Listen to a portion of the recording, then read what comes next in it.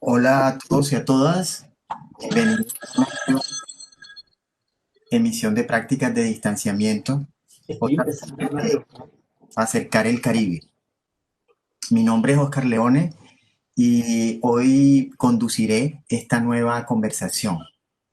Queremos agradecer el apoyo del Banco de la República a través de Joaquín Viloria, el gerente de la sucursal de Santa Marta. Nos acompañan en la producción a través de la plataforma Sixco Webex, Alejandra Garcés, del Banco de la República, quien también nos apoya con la plataforma Facebook Live, y Haider Orsini, de plataforma Caníbal, en Barranquilla. A este nuevo ciclo de entrevistas que se inició con la mexicana Livier Jara, se suma nuestro invitado de hoy, el artista colombiano nacido en el departamento de Córdoba, Cristo Hoyos.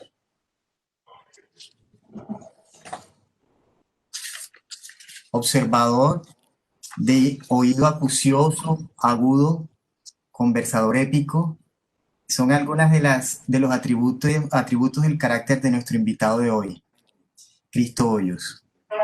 Sus conquistas en el mundo de la plástica han creado un mar de cuestionamientos a una historia de la Colombia nuestra, la Colombia de los bordes, que no conviene a los textos oficiales. En su obra, las nociones de tierra, de conflicto y memoria aportan hoy un gran legado estético para quien quiera rastrear desde la imagen las fracturas y la herrumbre que la lucha por el territorio ha dejado en nuestras sociedades. Diríase que la práctica de Cristo formula una resistencia que transita entre lo agreste y lo sensual, entre una poética en llamas y una sobriedad enmarcada en un silencio activo que promueve la necesidad de pronunciarse. Esa gran necesidad migró también desde su hacer intelectual en su prestancia como uno de los más importantes artistas del Caribe colombiano, a fundar hace 15 años, en compañía de otras figuras de la región, el proyecto MUSAC, el Museo Zenú de Arte Contemporáneo. Una de las iniciativas museísticas más innovadoras y movilizadoras, no solo para el contexto del Caribe colombiano, sino para la nación. Desde ese Caribe profundo, que alimenta su obra plástica y su quehacer como curador del MUSAC, esta nueva conversación que hemos querido llamar Cristo Hoyos, terreno terrenal. Cristo, muchas gracias por aceptar nuestra invitación y bueno, bienvenido a Prácticas de Distanciamiento. Muy buenas tardes, gracias por tu presentación tan amable, Oscar. Quiero agradecerles a todos también, a la plataforma Caníbal, al área cultural del Banco de la República en Santa Marta, en cabeza tanto de Joaquín como de Alejandra, y pues gracias también por la compañía, de estar conmigo, por esta invitación. Y un saludo muy especial para mis compañeras de proyecto seleccionadas por ustedes, como Livier Jara, Solenaro y Rosina Casali. Les mandamos un abrazo desde Colombia y estoy totalmente atento a las expectativas tanto de ustedes como de las personas que nos están escuchando. Gracias por acompañarnos. Bueno, creo que ahí se conectó Joaquín Viloria, que quería, como anfitrión de la casa, darte la bienvenida. Vamos a ver si de pronto logra conectarse, si logra conectarse un momentico, que quería darte la bienvenida, Cristo.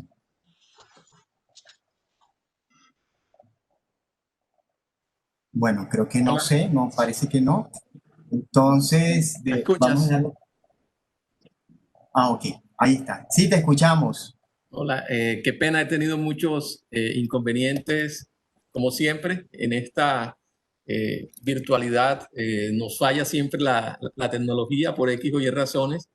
Entonces finalmente pude entrar, estaba por el celular, pero es muy incómodo. Cristo, muchas gracias, bienvenidos por acompañarnos, a Oscar y a Haider por esta iniciativa de tener artistas destacados y curadores destacados del Caribe, y en un proyecto bastante ambicioso, no solamente del Caribe colombiano, sino de la cuenca del Caribe en general. Un Caribe que va más allá de las Antillas, y un Caribe que se extiende hasta Norteamérica, Centroamérica y Europa. Tú, como caribeño, afincado en Bogotá hace varios años, pero con una pierna aquí en este Caribe sinuano, por decirlo de alguna manera, y ese proyecto tan hermoso que hemos conocido del MUSAC. No quiero extenderme más, Cristo. Muchas gracias por acompañarnos, y aquí estaremos muy atentos al desarrollo de la conversación. Gracias, Oscar. Gracias, Cristo. Bueno, muchas gracias, Joaquín. Bueno, quería empezar con una pregunta, Cristo. En la construcción del relato de nación, que rompe a partir de los años 60, con la aparición de investigadores y figuras intelectuales como Orlando Fals Borda, quien producirá a lo largo de varias décadas uno de los relatos o de los más grandes enunciados para la sociología en Colombia, se desnudará el carácter de las gentes de este país, que no es precisamente la Colombia del centro. Sus cosmovisiones, las dinámicas sociales y culturales propias de las cartografías de los territorios, que escapan a la concepción oficial del mapa político-administrativo con el cual se agenció un país que no es el país de la realidad. En ese contexto temporal y en ese contexto también de país, ¿cómo se desenvuelve para Cristo Hoyos ese mundo? ¿Cómo se desencadenan esas primeras conducirse de la historia y la sociología al arte, o más bien del arte desde la plástica, a partir de esas aportaciones que la sociología y la historia te dieron en tu paso por la Universidad Nacional? Bueno, es como un inicio. Vamos al principio, podríamos decirlo, para ubicar a nuestros acompañantes. Debemos ubicarnos en los años 70. En los años 70, Cristo Hoyos asume una formación muy particular y no tanto la que se esperaba cuando se viene de una región como la mía. Y en mis estudios en la Facultad de Ciencias Humanas de la Universidad Nacional en Bogotá, se inicia una formación que en el fondo yo creo que lo que más afianzó fue mi origen, el quién soy, qué soy y qué tanto hago parte de otros espacios. Yo podría empezar por recordar que, por ejemplo, en el caso de la región que yo estoy dejando en ese momento, es una región bastante distante de la administración nacional, que de alguna forma está en el centro del país y desde Bogotá. Entonces yo llego a Bogotá, dejo mi tierra, y cuando digo mi tierra, y aprovechemos la imagen que has montado, Oscar, para decir, mira, yo estaba allá en Montería y por supuesto yo hice parte de un espacio mucho más amplio que no era a la Bogotá que llegué en los años 70 por mis estudios. Ejemplos de algunas cercanías con el Caribe es que en mi infancia yo escuché más emisoras de Panamá, más emisoras inclusive de Miami y muchas más emisoras también desde La Habana. O sea que de todas formas, el hacer parte de un Caribe lo estaba empezando a ser consciente con mis estudios de ciencias humanas. Eso era lo que yo había vivido y era lo que había hecho como cualquier niño, adolescente y joven, por supuesto. Conciencia la vengo a tener a partir de una formación que no solamente incluye la historia como la disciplina que más estudié en ciencias humanas, sino muchas otras disciplinas como la geografía, la sociología, la economía, la política.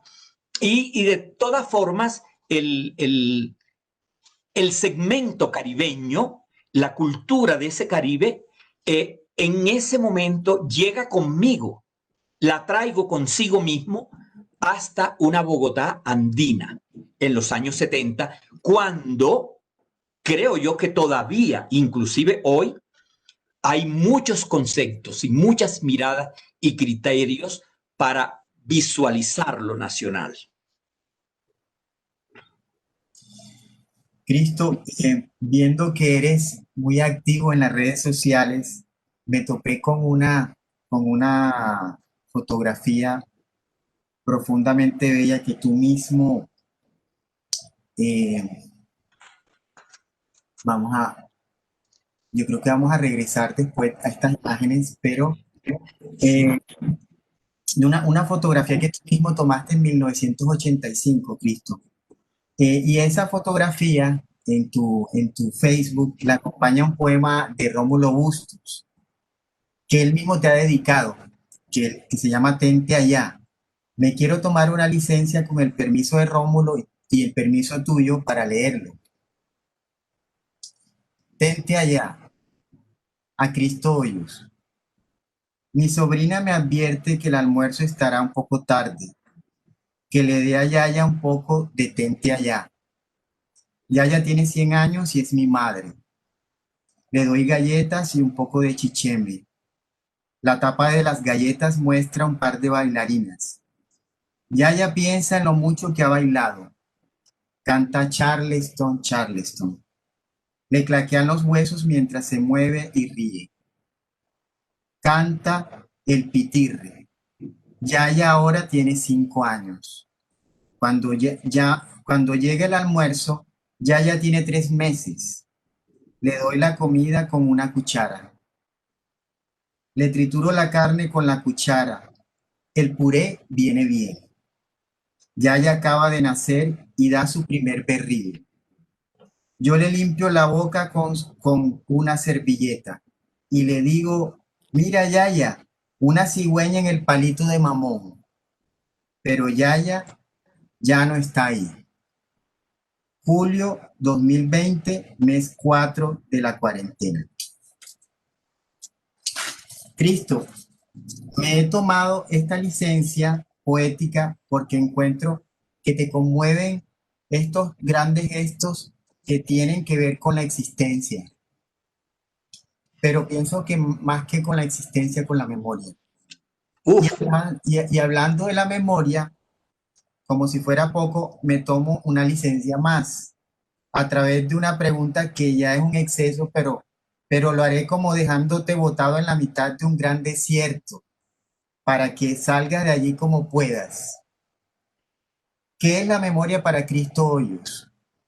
¿Cuáles son los lugares de la memoria que más te obsesionan, Cristo? Bueno, tengo que referirme primero a este hermoso poema que para mí es solamente un ejemplo de esa grandeza, de esa talla que es Rómulo Bustos, nuestro poeta caribeño también, por supuesto, que me honra con la dedicatoria de este poema. Es un contenido, para quienes han leído este poema, el contenido de este poema es como un enfrentamiento directo, o sea, sin ningún adorno, con la vida misma. Es decir, Pienso porque además conozco al poeta y sé de su querida madre que ya tiene 101 años, sé lo que eso significa, en qué momento ese ser, y voy a darme también otra licencia, y que ojalá no nos esté oyendo Rómulo, la mamá de Rómulo nació en Panamá. Mira los tejidos en el Caribe. Yaya, ella se llama Blanca, pero Yaya empieza de 100 años y luego termina siendo el bebé y luego ya no existe. O sea, nos pone de frente con unas imágenes bellísimas, pero nos pone de frente al final que no podemos evadir. El final. Yaya desaparece. Es una cosa muy fuerte, muy directa, muy sincera y adusta, porque no tiene adornos de ninguna clase. Entonces, esta obra yo la ilustro con una imagen que desde el año 85 había traído pues mi primera cámara de Europa y entonces hago mis primeros registros. Yo no soy un fotógrafo, por supuesto, pero esto quedó para la memoria porque esta es mi tía abuela en la sencillez y humildad en que vivió toda su vida, sola, una tía abuela, hermana de mi abuela materna, en un corregimiento que se llama La Ye, en esa sabana seca del Caribe colombiano. Así que esta imagen es pura memoria, pero cuando decimos memoria, tanto lo que hace el poeta Rómulo Busto como lo que hice yo con esta imagen y juntarlas es como una pulsión espiritual del alma interior que se potencia, pues, que se expresa y que tiene otros ribetes. Yo no podría decir que la memoria es algo estático, que la memoria es algo que se da. Yo diría elementos que tienen que ver con lo que se vivencia, con lo que se lleva, con lo que ni siquiera es solamente mirada al pasado, que sí tiene que ver mucho también con lo que es el presente y con lo que se hace y con lo que se realiza. Pero finalmente, con lo que se es, somos una carga, un cuerpo que carga memorias, que lleva y traslada memorias. ¿Hasta qué punto será posible dejarlas? Yo en estos días alimenté esto de la memoria apoyándome en un texto maravilloso sobre un poeta griego que se exila en Suecia, imagínate, en los países nórdicos, y es Teodoro Califatides. Y él habla precisamente de cómo ha sido su vida en Suecia, en Estocolmo, y cómo creyó él, porque escribe en sueco, que todo había quedado atrás, pero que solamente hace falta pequeños momentos que él vuelve a su Grecia natal y él vuelve a ser el mismo griego de siempre. En una frase muy linda que yo me apropié del presentador de este personaje, que es Darío Jaramillo, donde dice que el exilio sea opcional, que en el caso mío a Bogotá fue opcional, o sea forzado, es casi como un suicidio a medias, porque muchas cosas dentro de uno se mueren.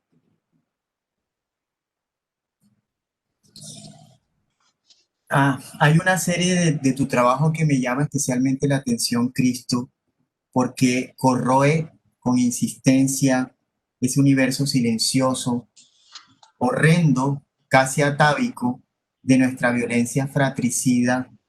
Y esta es la serie Silencio, Ofrendas, y que tardó casi dos décadas para completarse. Quisiera, hablando del tema de la memoria y el tema del conflicto en este país, que nos contaras cómo nace ese proyecto cómo se va expandiendo y concluye con una gran instalación compuesta por 24 coronas mortuorias. Yo podría también decir, Oscar, la primera parte de todo mi trabajo tuvo que ver siempre con la figura humana. La figura humana fue la que trabajé en los inicios de mi trabajo como artista y después que terminé mi formación en historia de la Universidad Nacional. Así que dejar atrás esa primera década donde trabajé estas imágenes que estás compartiendo con los que nos ven y nos escuchan, que son unas imágenes recargadas y barrocas, donde se entretejen en igual de valores en la estructura de una imagen, porque no hay una jerarquía allí, sino que todo tiene el mismo valor. Y estas imágenes, pienso yo, que eran una carga, la carga más sincera que yo he tenido y que yo expresé a través de mi trabajo como la pintura. Ese fue todo una década, o sea, todos los años 80, yo estuve trabajando esta figura sin ser un artista educado ni de la academia. O sea, aquí no hay un realismo, ni mucho menos un hiperrealismo. Aquí lo que había era un deseo de utilizar esa figura como pretexto para decir, expresar otras cosas que en el contraste con la Bogotá andina de esa época era lo que yo veía que no me permitía insertarme. O sea, ¿de qué cultura soy yo? ¿De qué nación soy yo? Esto que yo mostraba era extrañísimo para aquí, para el medio, inclusive para el medio artístico, que se supone que es un medio de educado y con un nivel y una amplitud y una información y una educación. Y sin embargo, todo esto que era la carga que yo traía, esa era una carga que solamente tuvo cabida en un trabajo, casi como si hubiera sido una confesión. Pero yo era consciente, Oscar, en ese momento, que esta clase de trabajo en el medio artístico no tenía ningún asidero en ese mundo del arte que se desarrollaba ya en la modernidad de los años 80 al final del siglo pasado. Y creo que a pesar de que estuvo en algunos eventos como salones regionales y salones nacionales y hasta bienales y fuera del país, era una obra que yo sentía que no encajaba en lo que se buscaba y se esperaba de lo nacional en términos de la estética. Ahora, tú me abordas al tema de estas imágenes, que es cuando Cristo Hoyos empieza a captar que el mundo dejado,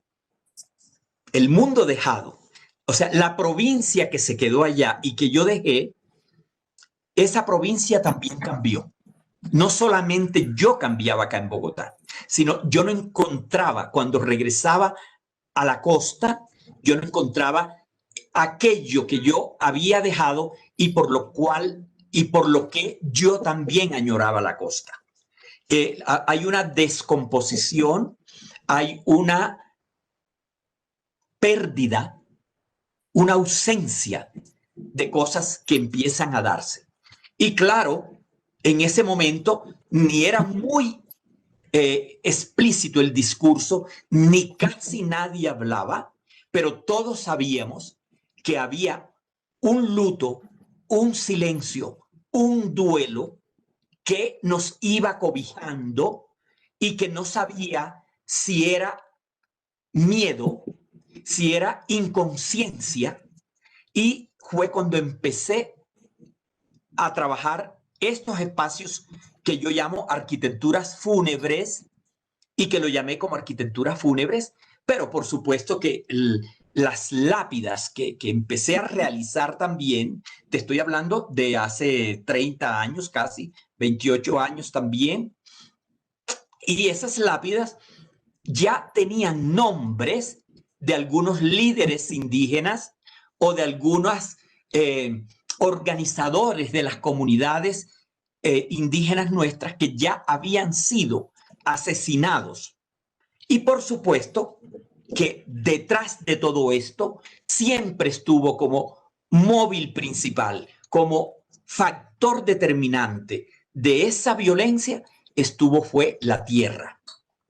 La tierra de estos resguardos indígenas, la tierra de estos indígenas campesinos y agrarios. Y yo terminé trabajando esta serie que se llamó Silencios y que tenía que ver con los cementerios, sobre todo de carácter popular, porque no era la gran tumba, el gran mausoleo. No, eran las tumbas más sencillas, más olvidadas. Entre otras cosas porque nuestro trópico, la intemperie hace lo propio, y estas fueron las obras que continuaron en mi proceso acá desde Bogotá.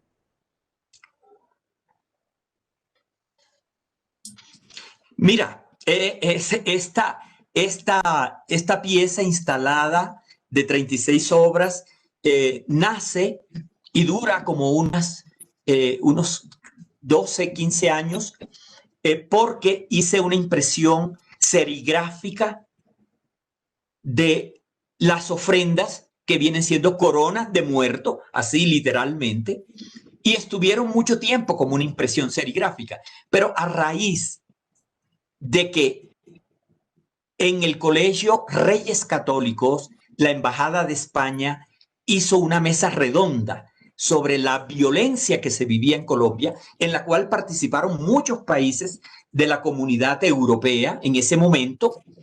Y cuando me invitan, yo digo, claro, yo tengo las piezas que pueden ambientar, mira el término, ambientar el espacio y el gran salón donde se hizo esa mesa redonda de varios países con varios representantes y embajadores de la comunidad europea, que hablaron durante 3 días sobre el conflicto en Colombia y la violencia en Colombia.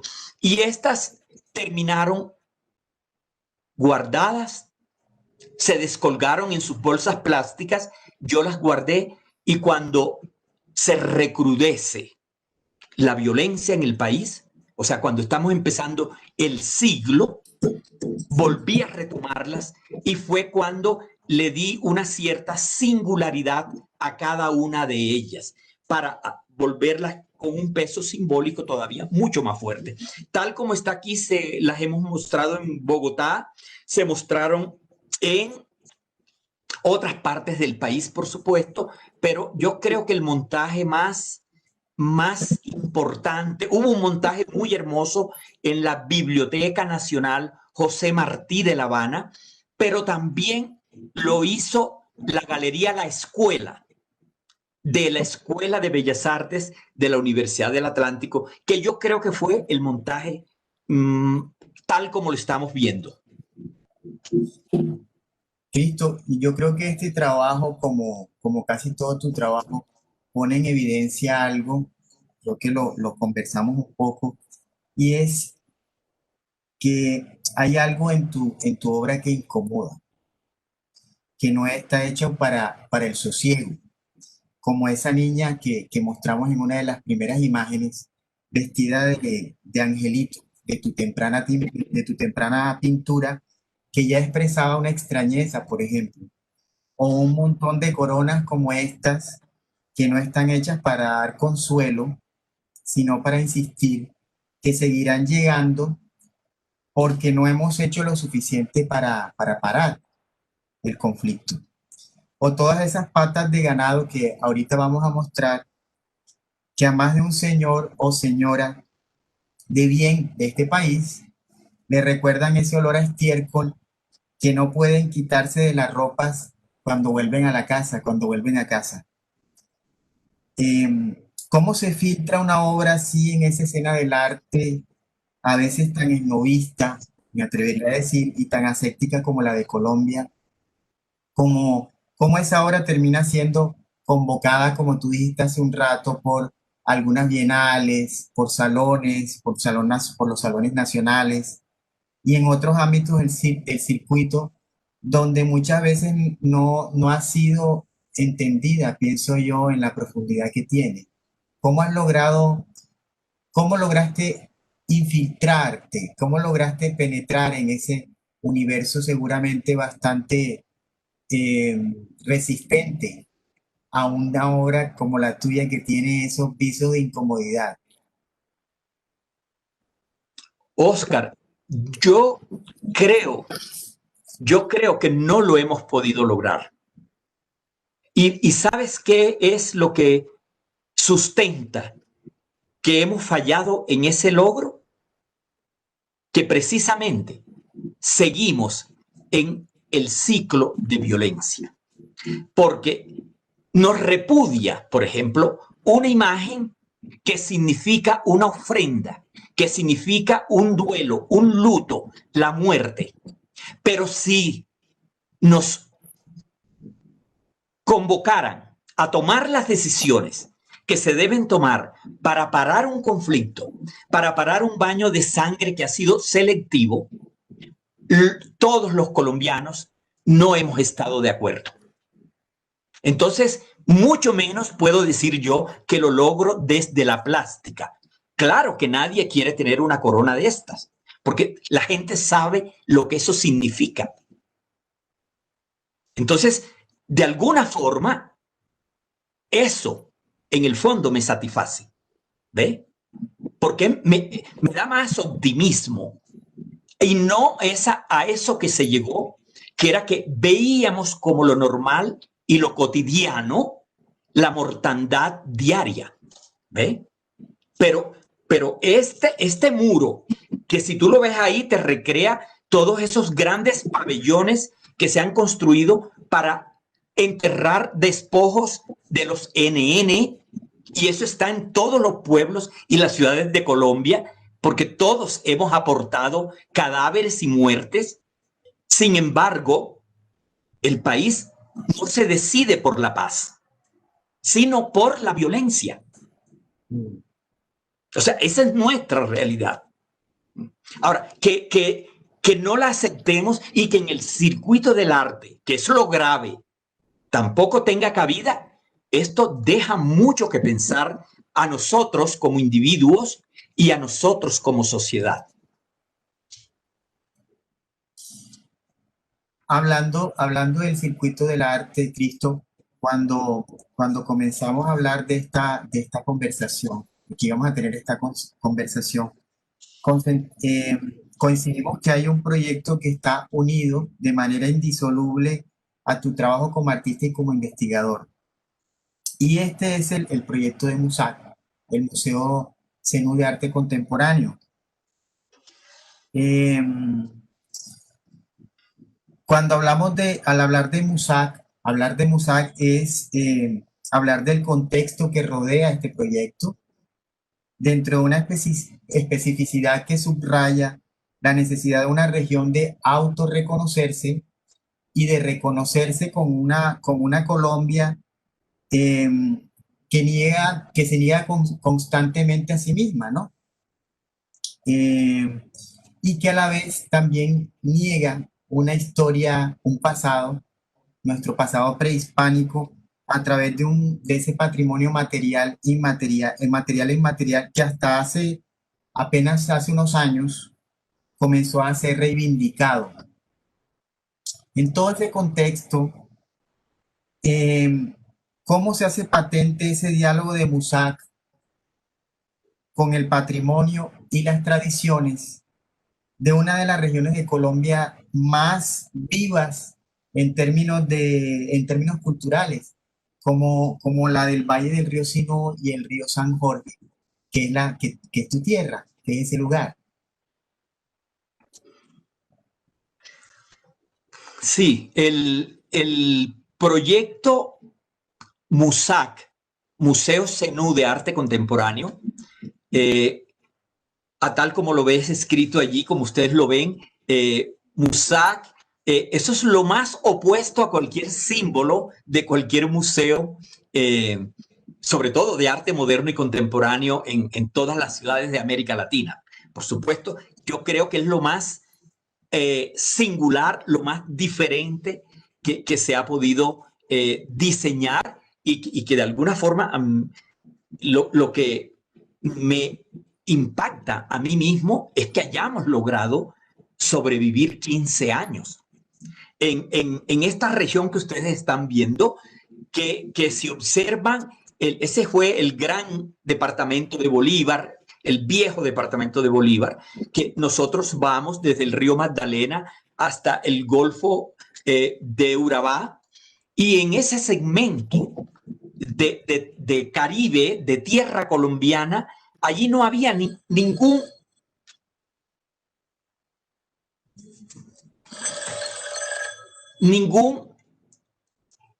centro de cuestión cultural. No había ni siquiera posibilidad de un espacio museal. Ni siquiera había esa posibilidad. El inicio del siglo, porque el MUSAC va a tener, tiene 15 años, el inicio del siglo era el momento más complejo de la realidad en términos de política, en términos de violencia y en términos de incertidumbre en esta nación. Creo que llegamos a los topes que nunca se había llegado. Pero yo nunca había trabajado directamente con mi región. Nunca había ido ni siquiera a pequeños talleres. Yo trabajaba para otros proyectos de investigación, creación de arte contemporáneo en todo el país, y trabajaba tanto con instituciones como con museos. Y resulta que las circunstancias hace 15 años lo diseñamos, en este caso yo desde Bogotá, con asistencia de personas idóneas desde el Museo Nacional, para ver el estado en que estaban los museos del país. Y cuando hacemos un balance del poco cumplimiento de la misión de los museos, es cuando vemos la necesidad de diseñarlo de una manera distinta.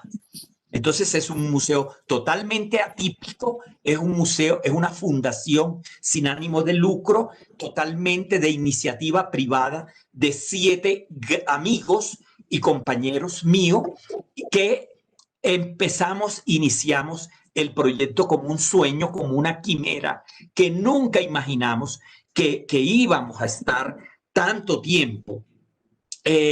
Aquí ya tú empiezas a pasar una serie de imágenes que registran más de 50 exposiciones realizadas, y en este caso la imagen corresponde a una exposición de arte hecho por los niños de Terezín en la República Checa, niños que todos murieron en el Holocausto judío, incluida su profesora de arte, que los había llevado a realizar los trabajos que se expusieron en ese momento en Montería. Pero lo importante para nosotros fue que esa exposición la complementamos con nuestros niños de los barrios marginales de Montería, donde hay una problemática social tan grave, tan aguda, igual que los niños de todas las ciudades en América Latina, podríamos decirlo. ¿Quién garantiza? ¿Y cuántos niños de estos que asistieron al taller del MUSAC en Montería, de los 60 niños, cuántos van a alcanzar la mayoría de edad en esos contextos en que les ha tocado desarrollar su vida, que no son los adecuados para un niño y donde el Estado se queda insuficiente y corto, por mucho que quieran hacer las ciudades para atender esas necesidades? Uno de los niños de Montería que fue, me dijo cuando terminó el taller, cuando ya el bus los iba a llevar a sus barrios y de regreso, que él se podía quedar conmigo. Un niñito de 5 o 6 años. Abuelo, me quiero quedar contigo. En mi casa no se dan cuenta si yo no llego. ¿Ve? Cristo, ahora que tú dijiste, como lo empezaste enunciando, me llama mucho la atención cuando hablaste de singularidad. ¿Dónde radica esa singularidad del MUSAC como propuesta museística? en términos de su modelo de gestión, su espacialidad y el proyecto pedagógico y formativo que hay alrededor del museo? Cuéntanos un poco de eso. Bueno, mira esto. Es que si nos ponemos a desglosarlo, ni siquiera debería llevar el título de museo. Museo implica una colección de arte y el Mosaic de Montería no tiene colección. La colección implica mantenimiento, investigación, estudio, exhibición y es más, itinerancia si es posible. En este caso, eso era imposible. Por decirte otras características más, el Mosaic de Montería no tiene sede propia. No hay un edificio, una sede para ese espacio que funciona 4 veces al año durante calendarios escolares, educativos y universitarios, porque estamos trabajando para las generaciones en formación, para la nueva ciudad de Montería. Y eso por decirte algo. Segundo, no tenemos empleados, no hay planta de personal, evitando la burocracia, que es lo que más chupa los recursos de los museos. Partimos de esto. En Colombia no hay una política de museos. No, ni existe una política de museos. No la hemos tenido nunca. Entonces, una propuesta sin sede propia, sin colección, sin sueldos, sin planta de personal, que funciona 4 veces al año para el motivo que ese sí es la misión ideal del museo. El público es lo importante para el Mosaic. Y ya eso nos hace distinto a todos los demás. Creo que también tenemos una autonomía que es muy respetada en este momento, y yo parto de decir que mis compañeros de junta directiva, o sea, es un colectivo, pero mis compañeros de junta directiva en mí han puesto la responsabilidad tanto de una programación como de una curaduría, y cada uno de ellos también tiene su misión que cumplir como colectivo, o sea, es un colectivo. Esas son figuras que no son normales ni son las más comunes en las instituciones que nosotros llamamos museo en Colombia. Ok. Con relación a esos 15 años de los que tú hablas, que ya Mosaic está cumpliendo 15 años de haber sido creado, vamos a mostrar algunas imágenes para que nos hagan un recuento breve. Son algunas de las exposiciones, sabemos que son muchas, más de 50, como dijiste, para que nos cuentes acerca de estos proyectos y algunos de los artistas que han pasado por Mosaic, Cristo.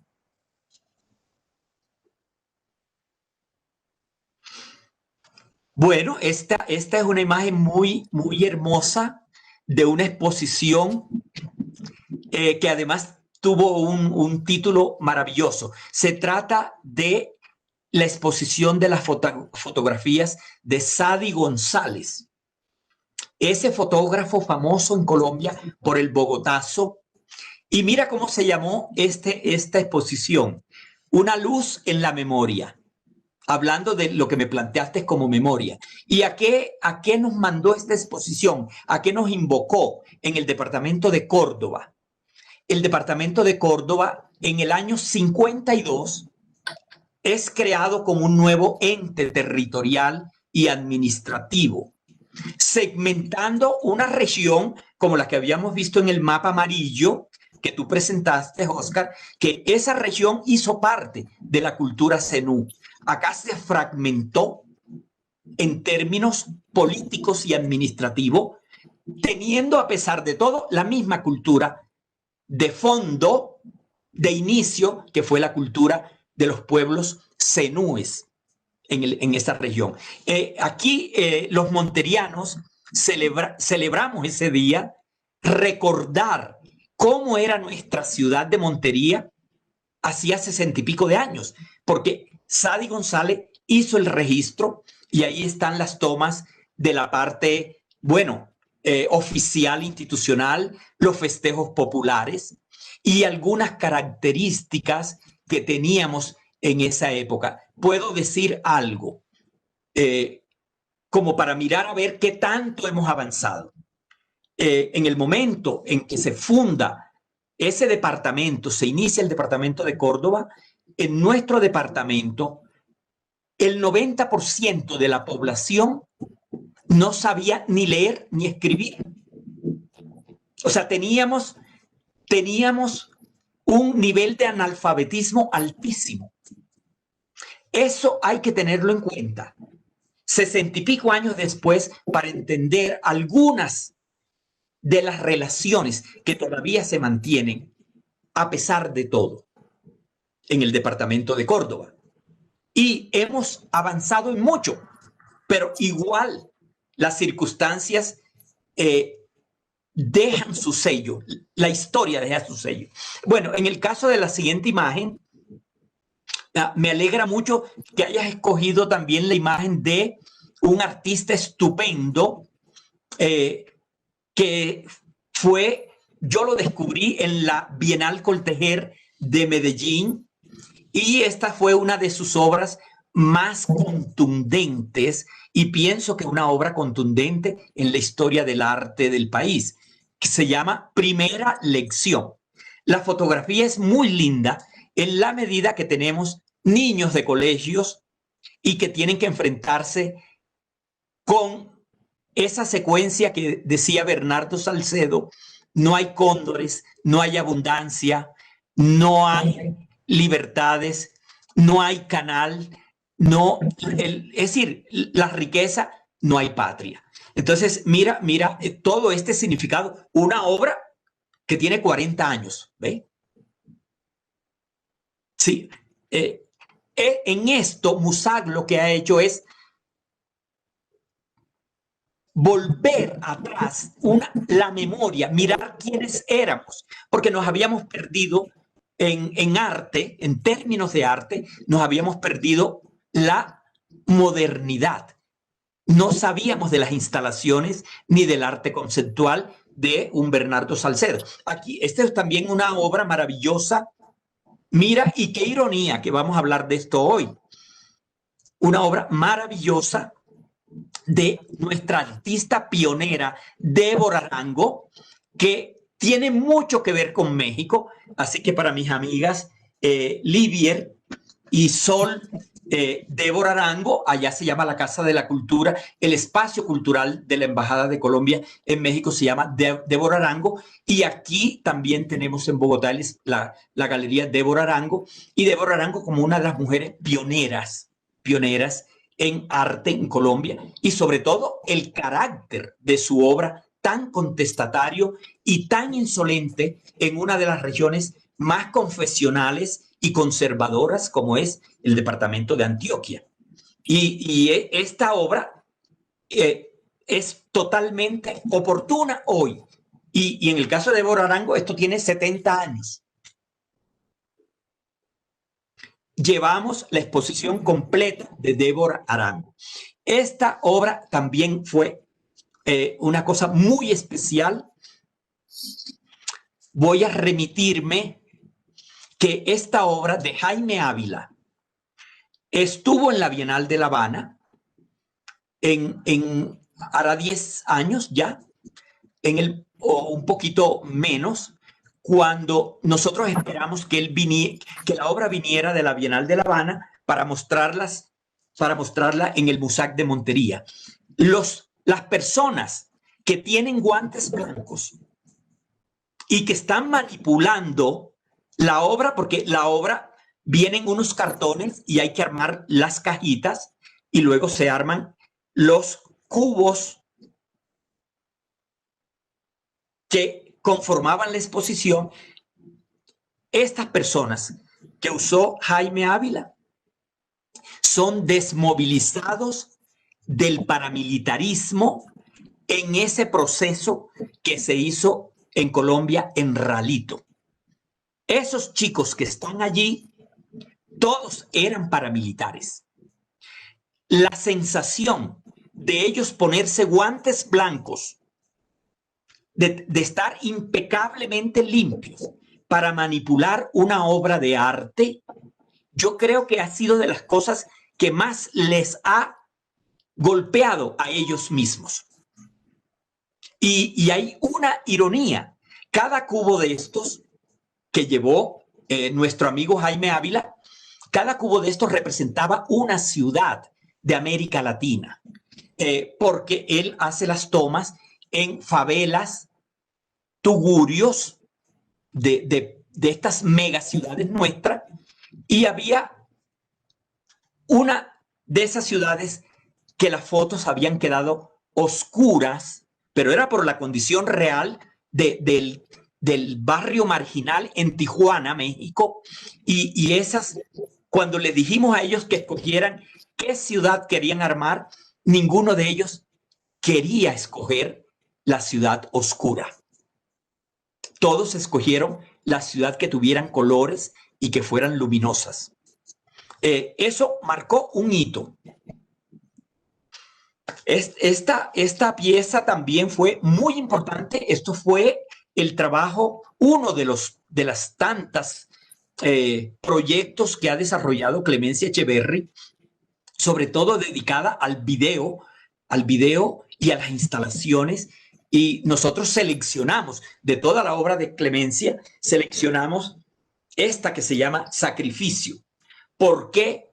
Porque precisamente nuestra región agropecuaria, ganadera por excelencia, esta obra era la indicada para estar allá. Y era una obra bastante fuerte. No invitamos a niños pequeños porque el video empieza con unas imágenes como las que están viendo, pero lo más fuerte que tenía era la parte sonora. O sea, el golpe de los cachos, el golpe de las pezuñas y el crujir del ganado apretujado. Y luego empieza el incendio con efectos que hace el artista y termina todo en color rojo. Y producía de verdad una fuerte emoción que no quisimos que los niños asistieran a esta instalación de la obra de Clemencia Echeverry, que se llama además Sacrificio.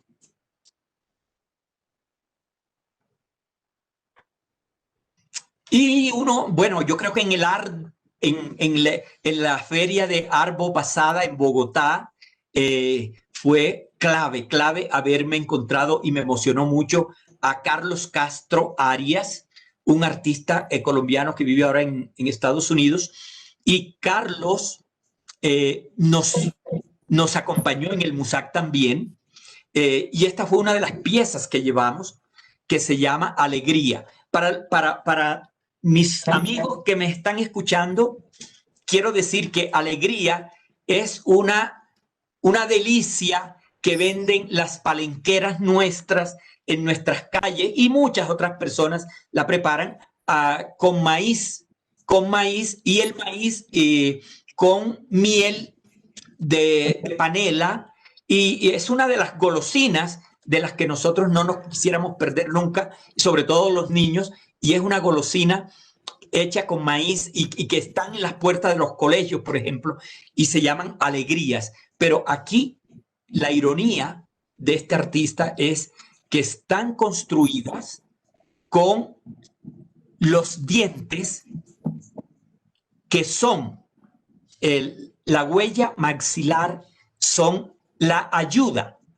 que ha tenido el cuerpo forense en Colombia para poder identificar todos los ENN de todas las masacres del país. Y esa alegría está construida con esas piezas. Así que es de un fuerte. Y ver esta pieza, igual ver la mazorca, que es la tusa del centro, luego armada con la dentadura de los encontrados en las fosas comunes, y que además él le ponga el título tan irónico de, como es una mazorca de maíz, le pone cosecha. O sea, es una cosa muy fuerte. Sí, es imposible no conmovernos ante esto.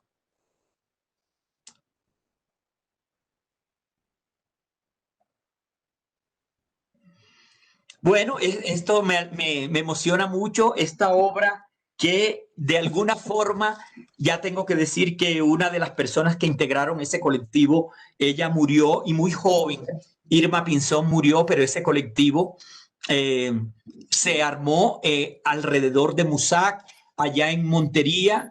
Entre ellos también estaba, sobre todo, nuestra artista Olga Gómez, Irma, que murió, Irma Pinzón, estaba Lucho Guisay también, creo que también estaba Támara, otro artista de la ciudad, y Katy Coronado, otra artista de la ciudad, y que, bueno, ya hoy no existe como colectivo, pero lograron un trabajo muy importante que hoy hace parte de la colección del Banco de la República. Fíjate, esa obra es un inventario. Lo que ustedes ven ahí son unos depósitos, unas cajas que son jaulas para pájaros que se diseñan en el sector del Caribe para tener aves cantoras, y estas jaulas que las venden en los mercados, ellos las llenaron de implementos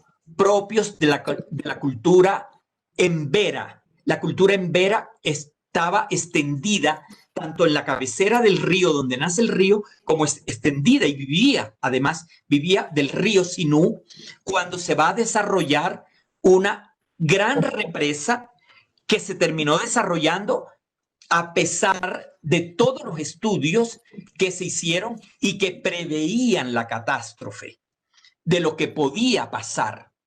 Y eso no se escuchó, o sea, no era la gente común y corriente, fueron estudios científicos de las universidades y de las personas que podían sopesar si la obra podía aliviar algunas necesidades y si no, iría a traer consecuencias nefastas. De todas maneras, esta obra, su título es Do Guabura Daivia Ochirada. En lengua embera significa adiós río, que tanto bien nos hiciste. Es como una despedida también. Cristo, ya en redes sociales te están saludando. Solenaro te dice que, Cristo, qué interesante, muchas gracias por tus reflexiones, por las reflexiones. Y Carmen Lucía Rodríguez Brito te manda saludos desde Fonseca, Guajira. Gracias. Bueno, muchas gracias a ellas y por estar con nosotros. Cristo, yo voy a saltar un poco. Sabía que teníamos un guión de posibilidades para mostrar de los proyectos de Musac, pero vamos a hablar de uno especial, de un proyecto que ha sido muy importante en los últimos años para Musac. Y fue un proyecto que se presentó en 2018 para honrar la memoria del artista Ulianov Chalarca, cuyo trabajo contribuyó desde la gráfica al proyecto de Orlando Fals Borda. ¿Cuáles son los motivos fundacionales de este proyecto, Cristo, el de Ulianov Chalarca? Y cómo Montería y Córdoba, que es una región donde se ha hecho manifiesta una historia de la violencia bastante fuerte asociada al tema de la tierra, cómo la región acogió este proyecto de un personaje tan olvidado, pero a la vez con una obra tan potente. ¿Cómo fue cómo se recibió ese proyecto y cómo se funda esa idea de mostrar a Chalarca en el Musac? Yo creo que fue un imperativo que captamos dos instituciones, tanto el área cultural del Banco de la República en Montería, que es la sede del Centro de Documentación Orlando Fals Borda.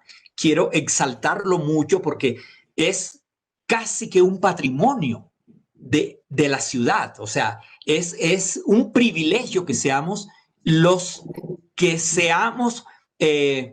conservadores de este patrimonio que hoy en día le permite a muchas universidades del mundo y vienen a la ciudad de Montería precisamente para estudiar a el sociólogo Orlando Fals Borda, también del Caribe, nacido en Barranquilla, y haciendo parte del equipo de Fals Borda, de su trabajo de campo, entraron muchas personas, historiadores, entre otras cosas, como Víctor Negrete, entraron músicos como Máximo Jiménez y entraron teatreros, escritores como David Sánchez Juliao y, por supuesto, que la figura para mí más importante por mi empatía con su trabajo era Ulianov Chalarca. Ulianov Chalarca tuvo la responsabilidad. Yo no creo que él haya sido tan consciente en su momento. Él sí era, y creo que su pasión, y entró de lleno a ese colectivo de trabajo con Orlando Fals Borda, que era un trabajo de organizaciones campesinas y por supuesto que era un trabajo de totalmente definición política y sobre todo de política de Estado frente a la tierra, a la problemática de la tierra en Colombia. Entonces, este archivo que guarda todo el trabajo de la sociología que desarrolla Fals Borda, pero también las fotografías, las cartillas, las imágenes, los dibujos de carteles como el que están viendo, chapolas, invitaciones, los realizó un joven que ni siquiera había nacido en Montería, venía del eje cafetero, pero llegó joven a Montería, se incrusta en la sociedad. Miren una de sus pinturas. Es decir, cuando ya él es capaz, cuando él trabaja esta figura de niña campesina en la región del Sinú, es cuando tú te das cuenta qué tanto tuvo ese talento Fals Borda, Ulianov Chalarca, no solamente para pintar, sino para insertarse en una cultura totalmente diferente, con otros matices, por supuesto. Esta es una de las piezas que encontramos en uno de los baúles de Chalarca. Muchas piezas de ese baúl fueron incineradas, porque a raíz de la muerte trágica de Chalarca, su familia, especialmente su hermana, pensó que habían evidencias. Miren en ese momento lo que esto significa. Tienen que volverse 50 años atrás. ¿Qué significa esta obra? 50 años atrás en una región como Córdoba, donde el Cristo baja su mano y acoge ¿a quién? A un soldado, a un guerrillero, a un paramilitar. Y ella, la hermana de Chalarca, de muchas imágenes que él había guardado en su baúl, vio que algunas que tenían que ver con la religiosidad eran comprometedoras, y pensando en salvar de alguna manera a su hermano, ella prefiere incinerar el material que él había dibujado. Algunas hasta tenían ribetes eróticos, ¿verdad? Pero miren esta maravilla de acuarela en forma, y afortunadamente bien conservada, que hacía parte del acervo que él dejó de Chalarca. Totalmente vigente. Esto es el típico ejemplo de los carteles, del diseño de cartel que hacía, o sea, pintor, cartel, y va a trascender mucho, porque creo que en la próxima imagen vamos a ver la portada de la revista de Felicita Campos, y en este caso era la historia, la mujer campesina en la lucha por la tierra, la historia. A mí no me gusta mucho el término del cómic. Cuando hablan del cómic, casi siempre nos vamos a la tira cómica. Y a mí me gustaría, hoy se usa mucho el de novela gráfica, pero a mí me gustaría más el término de la historia gráfica. Ojo, él sabía en el año 77 que los campesinos de Córdoba no sabían ni leer ni escribir, y que a muchos había que llegarles a través del teatro, a través de la música y a través sobre todo de imágenes, de dibujos, para impulsar la organización de ellos como grupo campesino, como grupo de presión. Cristo, estamos allí como en el tiempo récord para poder avanzar hacia las preguntas, pero yo no quisiera que dejáramos de lado dos preguntas o dos momentos muy importantes de esta entrevista para contar un poquito. Y, sí. Bueno, vamos a tratar de ser un poquito, lograrlo. Vamos a lograrlo. Vamos a lograrlo. Y bueno, yo creo que Chalarca y esa presencia en este momento, en este contexto, una obra de hace 50 años con esa vigencia tan fuerte frente a un país con todas esas diferencias, nos trae también la conciencia de que seguimos siendo un país agrario, ¿no? Nuestra amplia vocación agrícola es una de las razones, entre otras, diríamos, el haber llegado de manera tardía y diacrónica a la modernidad, que configura uno de los motivos más grandes para acercarnos al conflicto colombiano, que emana evidentemente de una distribución desigual de la riqueza, de un mestizaje mal entendido o mal comprendido y despreciado a la vez, y unos imaginarios de sociedad bastante disfuncionales. A propósito de esta obra de Chalarca, Cristo, que puso el dedo en la llaga a través de esta exposición en Musac, cuéntanos desde la otra orilla, la orilla de tu trabajo, cómo se tejen todas esas potencias que emanan de la tierra a través de la serie Uré, Pezuña y Bareque. Cuéntanos un poco de esa serie, Cristo, de esa serie que tú hiciste hace unos años. Me encantaría seguir de verdad hablando mucho. Esta es una serie conformada por más de 70 piezas, que van instaladas a 40 centímetros del piso y que son un ensamble de pintura clásica al óleo con algo que funciona como marco, que es una construcción que recrea la casa tradicional campesina nuestra, que era construida con cañas, guaduas, latas o bahareque, que es el estiércol del ganado.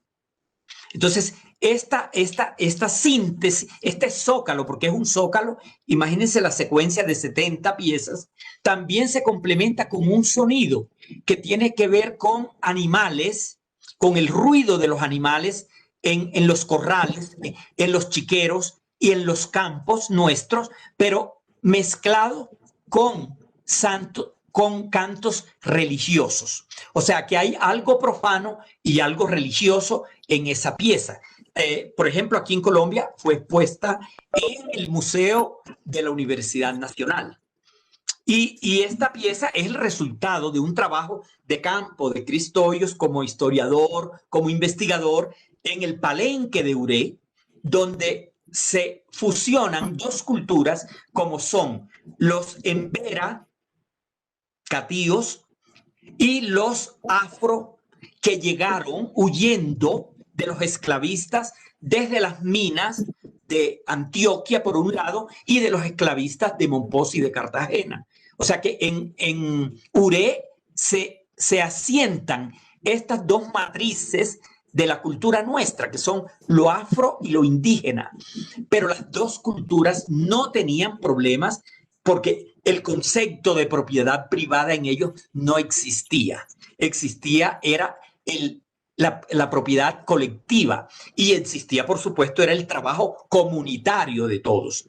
Esto es un choque, por supuesto, con un país naciente y cómo empieza este sector de Uré con esa presión de la hacienda, con esa presión de la expansión de terratenientes y acumulación de tierras en una sociedad que no tenía ni siquiera el documento, porque ¿cómo sabía?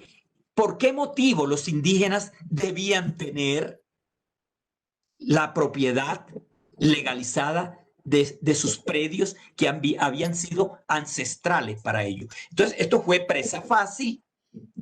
Según el historiador del pueblo, muchas de las tierras fueron cambiadas, hectáreas de tierras, por jabón para lavar ropa. Así que cuando yo diseño esta pieza, tiene que ver con el trabajo de la ganadería, que es la industria que de alguna manera exige la acumulación y la ampliación de la tenencia de la tierra, con lo ancestral que es el bareque y que está en ese alrededor de cada baldosa está lo que significó el palenque.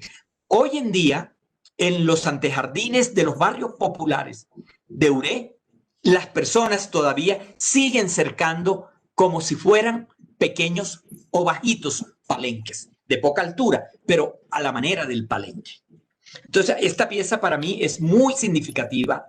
Se complementa con esta.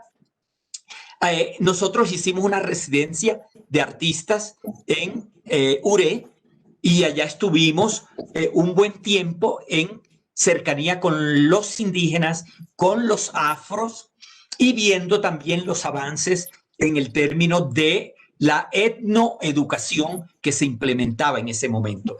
De esta experiencia resultó un trabajo muy importante que canalizamos con MUSAC en Montería para los artistas locales que terminaron participando en Insinuarte o en el salón regional que se llamó Mal de Ojo. Pero estas cocineras, lo clave para el público que nos está viendo es que las dos imágenes tienen de diferencia 350 años. En donde están las cocineras de Uré, que son dos mujeres, esas las tomamos en el 2003, allá en Uré, durante nuestra residencia. Pero la pintura clásica es, por supuesto, de Jan Vermeer, el gran pintor flamenco de los Países Bajos. Su lechera, el contraste es que en el momento en que Vermeer está pintando la lechera, en la región del Sinú y del San Jorge, apenitas estaría en ese momento llegando el primer ejemplar de ganado vacuno a esa región. Pero 350 años, esto hace una lectura muy especial que tú lo puedes ver desde el punto de vista no solamente de la industria, de la economía, sino también del rol de la mujer, el desempeño en las labores y en los oficios a través de la historia y de los tiempos. Bueno, Cristo, ya estamos llegando, ya vamos a llegar al final de esta travesía que nos permitiste contar. Y queremos que cerremos con una imagen tuya de un proyecto, de tu proyecto más reciente, que es el proyecto de los durmientes. Adelántanos un poquito, vamos a quedarnos con esta imagen y nos cuentes un poquito de ese proyecto para concluir. Bueno, esta serie es mi última serie, de verdad, está sin terminar. Todavía no tiene título, pero sí puedo decir que tiene unos ingredientes y la nutrieron experiencias estéticas y visuales muy definidas. Para mis dos amigas, Livier y Sol, les tengo que decir que a mí me impactó en México cuando pude ver las imágenes de las monjas coronadas en México, toda esa pintura del siglo XVIII, XIX en México, de los conventos de México y de estas monjas en la ordenación. Pero en Colombia, al revés de México, se le hizo la pintura a las monjas cuando ya las monjas habían muerto, cuando ya estaban muertas.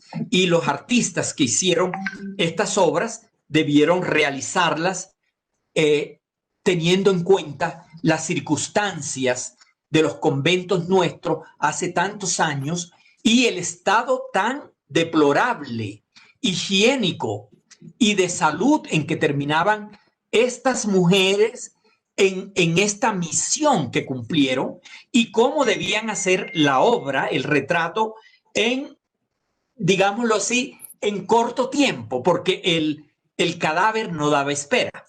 Y yo puedo decir que hace 2 años diseño este trabajo, vuelvo a la figura que yo hacía rato no había tocado, a la figura humana. Me inspiro en este trabajo, como te digo, de las monjas muertas en Colombia y de las monjas coronadas en México, pensando que el país iba a tener y estaba volviendo. Yo creo que a eso se debe el color en la obra. Volvió el color a mi obra. Yo me ilusioné con la paz en el país. Yo creo que de verdad ya habíamos constatado cómo las cifras, que detesto tener que hablar de estadísticas y de cifras, cómo había sido de bondadoso ese sueño de que Colombia tendría paz. Y empiezo esta serie. Lo irónico es que creo hoy que fue solo un sueño, que no está realizándose, que no vamos a salir de los ciclos de violencia, que una cosa es que no nos toque a nosotros, como siempre ha sido, pero sabemos a quiénes les está tocando esto. Entonces, yo creo que de todas maneras voy a terminar la serie. Son 18 piezas que se van a montar en un solo muro, en color. El muro tiene que ser color rojo colonial y las piezas van a hacer un clic entre ese fenómeno estético muy común en América, porque por lo menos está en México y en Colombia, y que yo espero que la gente haga el clic. Por los que están en el medio del arte, por supuesto que lo van a hacer, pero en el caso de que no tengan el referente estético de esa colección que también tiene el Banco de la República de las monjas muertas, creo que la gente sí va a captar que acá se tocan temáticas, ribetes que tienen que ver con la sociedad patriarcal, la sociedad machista, muchos. Y va a ser una trampa al ojo, pero yo creo que para nosotros lo de la paz también fue una trampa. Bueno, Cristo, muchas gracias, muchas gracias por haber aceptado nuestra invitación, por esta conversación tan maravillosa. Siempre será un placer y un aprendizaje inmenso escucharte. Gracias por dejarte convencer para hacer este viaje. Y bueno, espero que ese trabajo de los durmientes se materialice pronto vamos a querer verlo. Y bueno, en nombre de Prácticas de Distanciamiento, del Banco de la República, de Plataforma Caníbal, todos te agradecemos, tu público te agradece toda la disposición para esta conversación. Y bueno, no sé qué te gustaría dejarnos allí de provocación última. Puedo decir lo siguiente, que Cristo Hoyos no cupo en un momento en el país, pero algo ha avanzado el país porque hoy siento que hago parte de ese país. Que el país que estaba atrás, entre otras cosas, porque sus visiones, sus dirigencias no visualizan, no lo ven como nación. Han habido impedimentos, incluso en la mentalidad.